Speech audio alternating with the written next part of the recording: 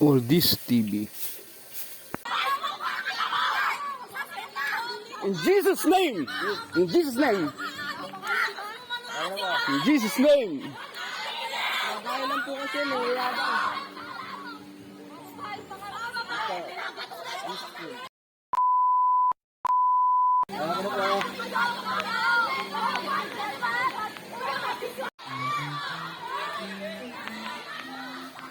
Oh!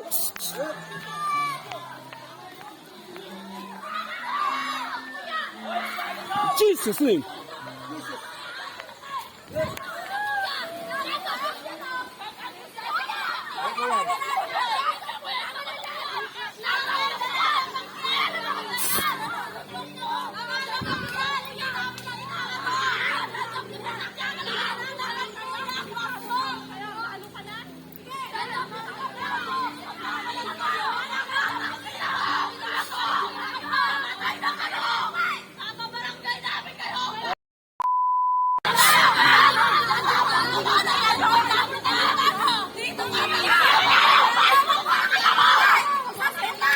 In Jesus' name!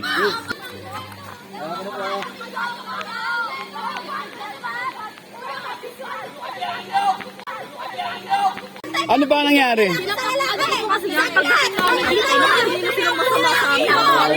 Dito po, syempre naman po ako nag-sorry po ako, tapos sabi niya po, ang bobobo nyo. So parang nagkaaway-away na po kami mga babae. And then yung lalaki po, nagkalat po. Alam ko ba nyo? Hindi po yan ang elang. Sabi ko, wala po sila sa Si ate. Opo, nakalapuya po. Yung dulo niya, susunod na isang taong binaka. Kasi nakalinis sa kapaligiran. Kaya si ate din sa kailan na po. Kasi di ka matanda. Kasi tama lang naman po ginawa niya. Kasi nambahulay sila. Child abuse Ito po, 17 years old pa lang itong ate ko. So, nadagyan na po. Bali, ikaw na biktima. Hindi, lahat po. Lahat kayo. Opo, syempre po. Bilang naliligo lang po sa ilog, dapat hindi po kami magdudumi. So, nagdumi sila. Nagkalit po ako, sabi ko, wala po sila sa property para magdumi. And then, sinigaw-sigawan po nila kami hanggang sa nalakit na po sa mga ate ko. Ito po, 17 years old. So, sinaktan siya. So, may kasi yan, di ba po? Child abuse. Siya, more than nasa 20, 21 na siya. So, ang gusto po namin, mapakulong siya. Kasi nga po, wala po sila sa property para magkalat. Nung una po, nagpapagulong sila na bato. Paano pag naway na injury sa amin? Hindi sila kasi mapapagamot.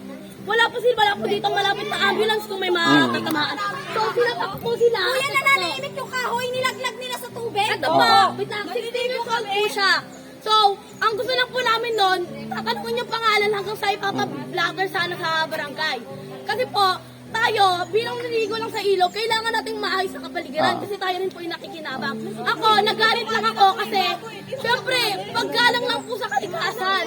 At kailangan dumihan.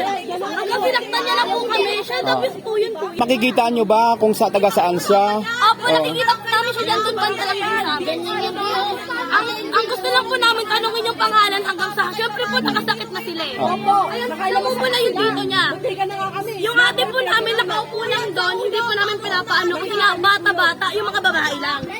So, sino na kamahan sa inyo? Sino na kamahan sa inyo? Sikat-kat.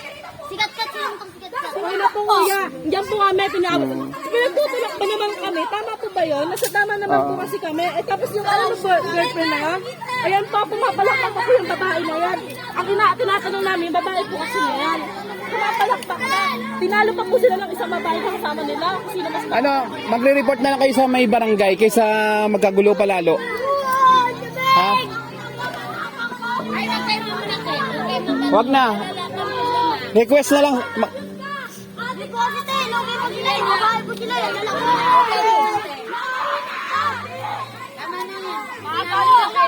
Hindi po, bilang ano po, bilang nag-aaral, may common sense, tinuturuan ako ng teacher ko. Aalagaan.